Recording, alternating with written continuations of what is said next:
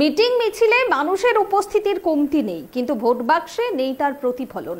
কটাক্ষ করে অনেকে একথাও বলে সিপিআইএম এখন শূন্য থেকে পাড়ি দিয়েছে মহাশূন্যে। এই অবস্থায় ফের দলীয় কর্মীদের জন্য নতুন করে নির্দেশিকা দেওয়া হলো সর্বশেষ প্রকাশিত পার্টি চিঠিতে।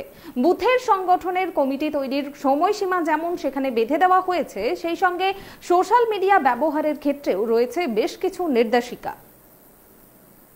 সিপিআইএম নাকি শূন্য থেকে মহাশূন্যে যাত্রা শুরু করেছে।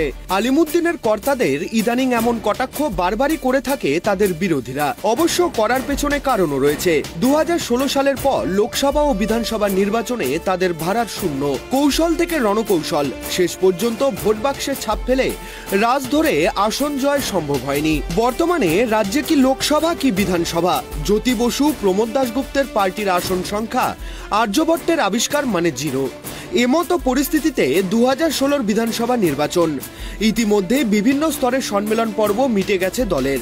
ফলে ঘর গোছানোর বেশ কিছুটা সময় পেয়ে গিয়েছেন মোহাম্মদ সেলিম, সুজন চক্রবর্তীরা। সর্বশেষ যে পার্টি চিঠি প্রকাশিত হয়েছে সেখানে একাধিক নির্দেশ দেওয়া হয়েছে দলের কর্মীদের। পার্টি চিঠির 6 নম্বর পাতায় 13 নম্বর অনুচ্ছেদে বলা হয়েছে, বুথ সংগঠনকে স্থায়ী সংগঠনের রূপ দিতে হবে। বিপুল পরিমাণ বুথ রয়েছে এ রাজ্যে, সমস্ত দুর্বলতা অবিলম্বে অতিক্রম করতে হবে। একই সঙ্গে নির্দেশ দেওয়া হয়েছে 30 জুনের মধ্যে রাজ্যের সমস্ত বুথে বুথ সাংগঠনিক কমিটি গঠন করতে হবে।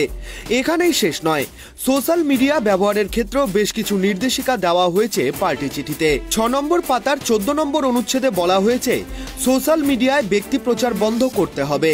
সোশ্যাল মিডিয়ায় পার্টির সদস্যদের ব্যক্তিগত মতামত দেওয়া বন্ধ করতে হবে। সোশ্যাল মিডিয়াকে আন্তঃপার্টি সংগ্রাম মঞ্চ তৈরি করা যাবে না বলেও সাবধান করা হয়েছে। প্রয়োজনে কঠোর ব্যবস্থা নেওয়ার কথাও বলা হয়েছে। যদিও দলের একটা অংশের মত, প্রতিবারই এমন গালভরা কথা বলা হয়, দু একটি ক্ষেত্রে ব্যবস্থা নেওয়া হয়, কিন্তু ওইটুকুই। না হলে সম্মেলনগুলিতে জেলা স্তরে গোষ্ঠীদ্বন্দ্ব সামনে আসতো। এই অবস্থায় বিধানসভা নির্বাচনের আগে 34 বছরের শাসক সিপিআইএম কতটা ঘুরে দাঁড়াতে পারবে তা নিয়ে সন্দেহ থাকছেই। কলকাতা থেকে ত্রয়ন চক্রবর্তীর রিপোর্ট, ট্রাইব টিভি বাংলা।